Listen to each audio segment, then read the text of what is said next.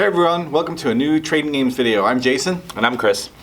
And today our little subject that we're going to talk about is protecting yourself when you're buying games online.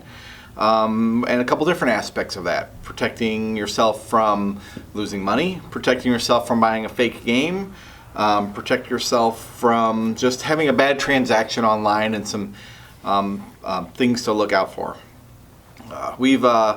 We really started talking about this a lot a couple days ago, and I'm like, that's the next topic. Yep.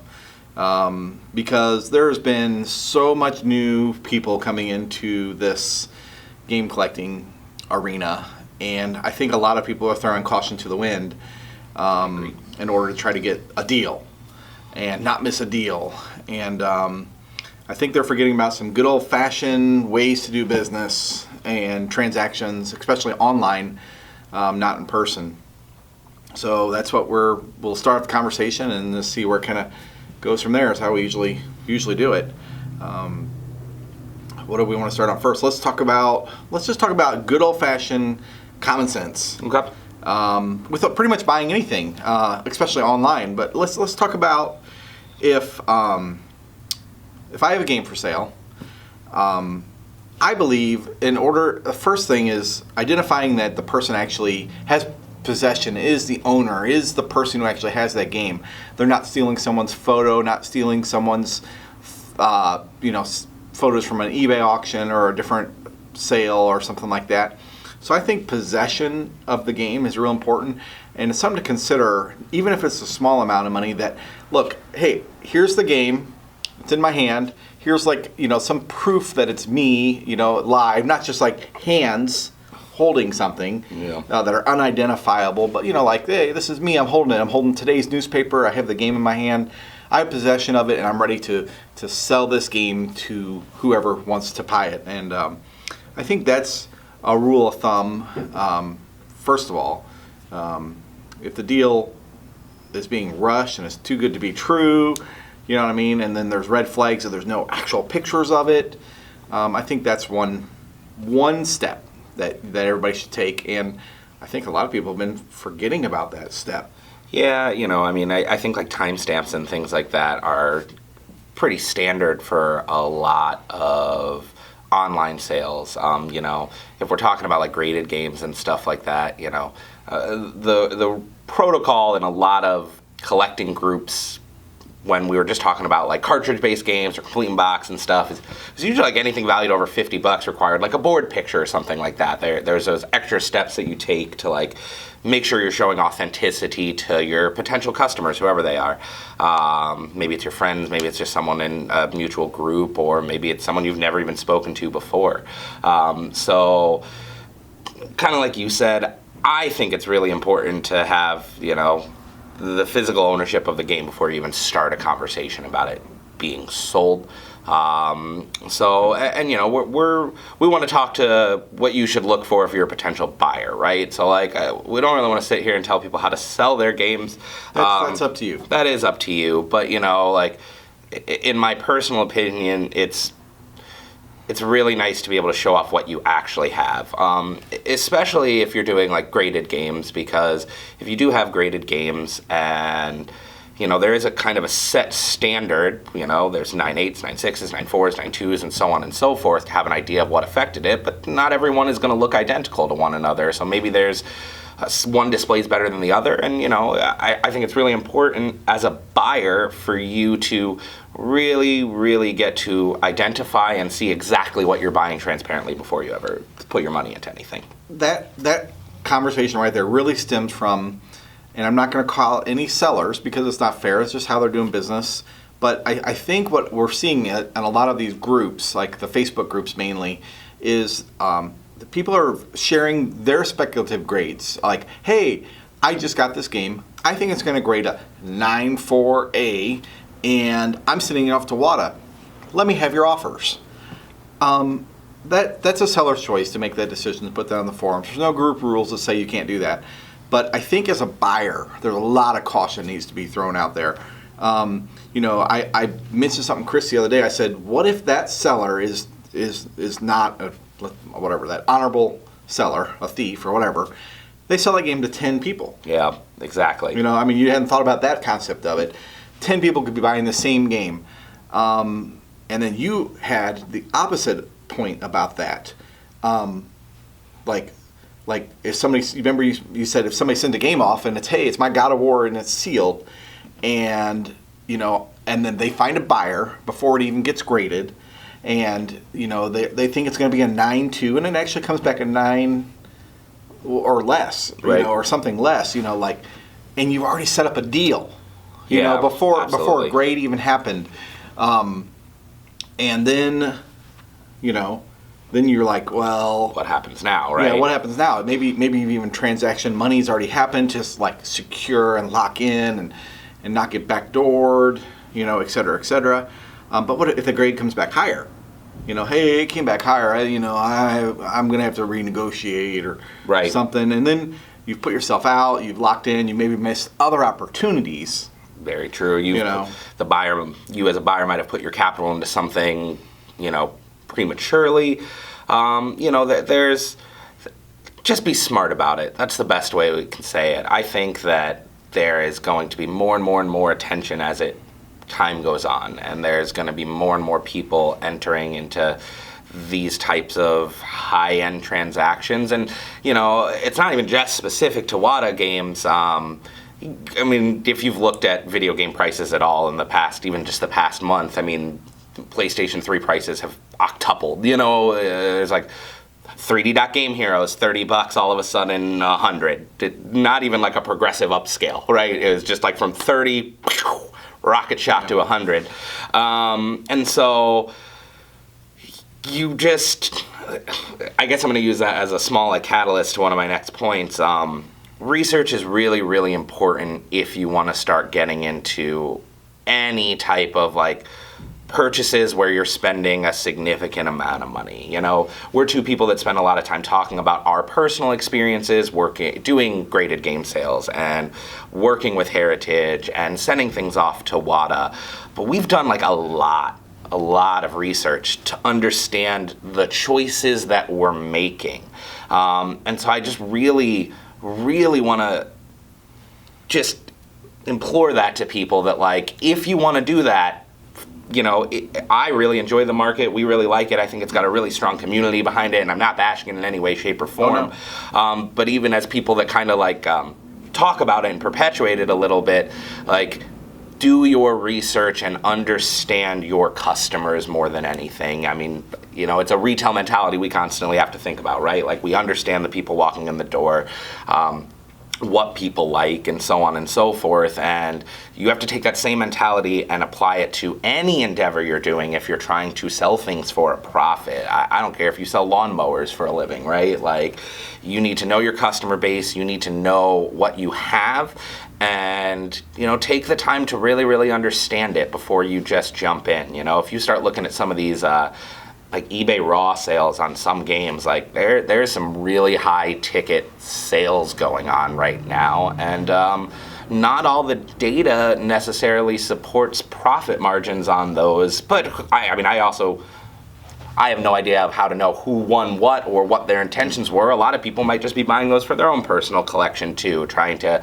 get that raw and pay grading costs versus having to pay a really higher end price on, you know, a premium site. You know, we clearly like selling ourselves. You know, we work with WATA too, Heritage, but we have a whole store. We sell things independently, and I think, you know, something that's kind of important with that is just, again, covering your basis, understanding your market. I know I'm being a little bit repetitive here, but... Well, we've just had some very casual video game customers, yes, local, kind of jumping into the flipping side, and maybe more higher end side, and a few of them have got burned. Right.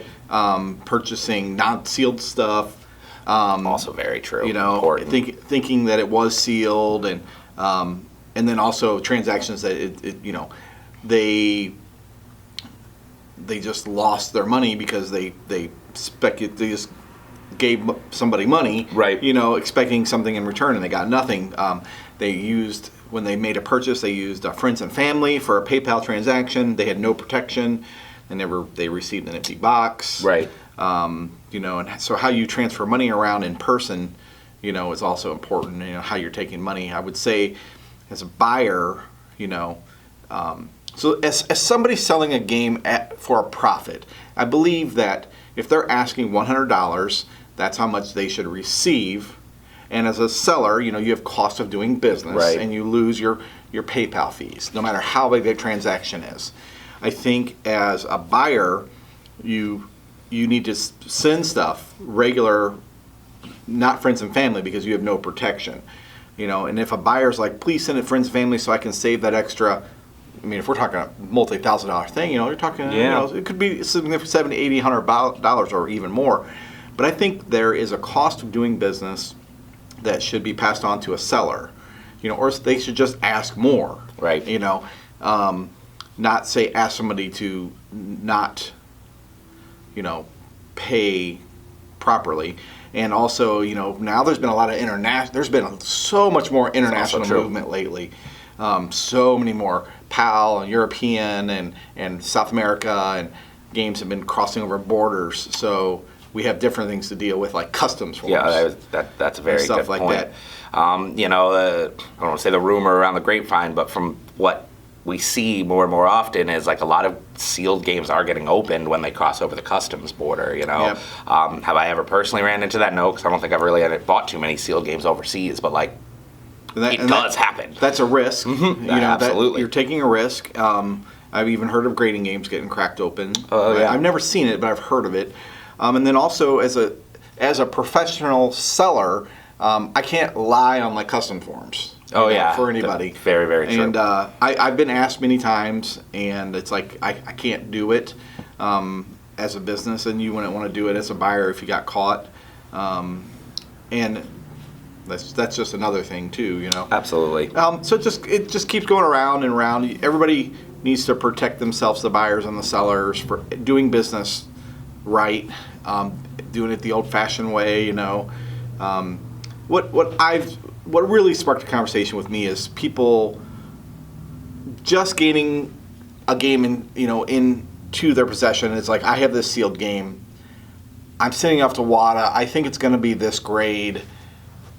Can I get some people who are interested in buying it? It's so premature. With even no matter how fast they go through the grading process, it's still weeks away of headaches of like holdups, and that person gets sick, and this person misses the mail being delivered, and WADA gets backed up, and then there's just all these hard things going down, especially if you're doing business with somebody you've never done business with. Yeah. You know what I mean? If you're doing business with somebody on a repeated basis, there's always exceptions. Right. Well, to these things. And in a lot of instances, there's like FOMA, panic buying. If you don't know what FOMA is, you'll hear a lot of people say that. It just stands for the fear of missing out, right?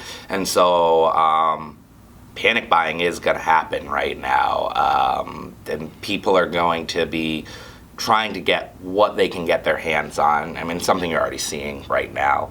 A lot of it. A lot of it. And so, again, I just really stress, do some research on your own. There are a lot of resources available. There's channels like ours and plenty others available for you to watch.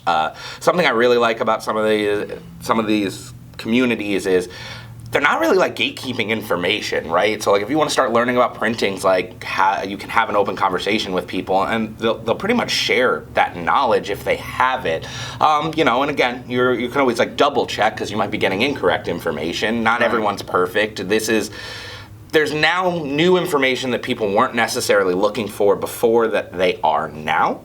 And, go out there and find it. I've said this in a lot of our videos before, but something I really like about watching, looking at heritage and things like that, is the data is pretty transparent and available to you. You don't have to be anyone special to start looking at what sold histories go for. And if you do this at all in any magnitude with reselling games, you already kind of understand how to do that. It's just a different product, sort of. But I make this sentence that the only thing difference between that and this newer market is a couple zeros, right? Like at the end of the day, you know what you have, you know what your buyer is wanting to buy, and you try to work a transaction with them, or you deal with a company like Heritage. Something that really blew my mind. I was having a conversation with a couple people, and there was someone that was talking that has made a lot of purchases through Heritage. And I wouldn't have thought this in the slightest, but they said something that they really like is like the anonymity that they get from dealing with Heritage. So as we're seeing, there are a lot of private sales not happening necessarily on eBay or Heritage, where people are exchanging $10, $20, $30, $40, $50,000, and they might not necessarily want you, someone they don't really know, to have your personal address when you just paid 50 grand for something, and now you know where they live, you know they have really expensive items, and you know they have a fair amount of money to cover that expensive item. So being able to deal with like a third party of a trusted business or established business is something that they see value in. It may be worth paying a little extra Exactly. for a game in their mind for that, and I do believe it is. Yeah. And I've chosen to sell most of my graded games at Heritage, Yep. even though I have a great place to sell Absolutely. graded games and trading games. But at the same time, it's exactly that. It's like, hey, you sold a game for so much money at trading games. That means trading games have so much money, Right. and that type of Yeah. stuff. And so that is exactly. And I want to be clear. This is not like me saying like, oh, don't deal with people privately, go to Heritage. Like, that's not at all what that sentence Right. is, or comment is. That's not at all the intention behind what I'm saying. I'm just talking about real examples of people that I've communicated with and, like, learned desire and intention in watching this higher-end game market. Or, again, I mean, we're not too used to dealing with 5 to 6 figure game sales, and they're becoming a more and more and more commonplace.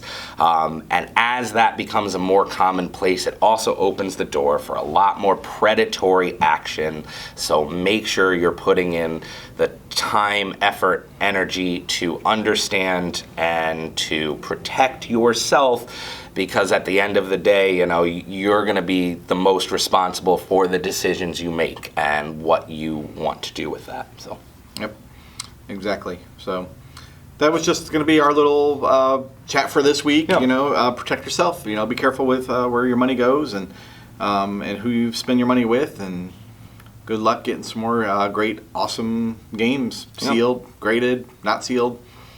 And we appreciate you listening to us this week. So we'll see you soon. Hit that like, the subscribe button. We've been bringing this in on a regular basis. And we really appreciate all the feedback and likes and everything. So Thank you guys very, very much, and have a good day, and good luck out there. See ya.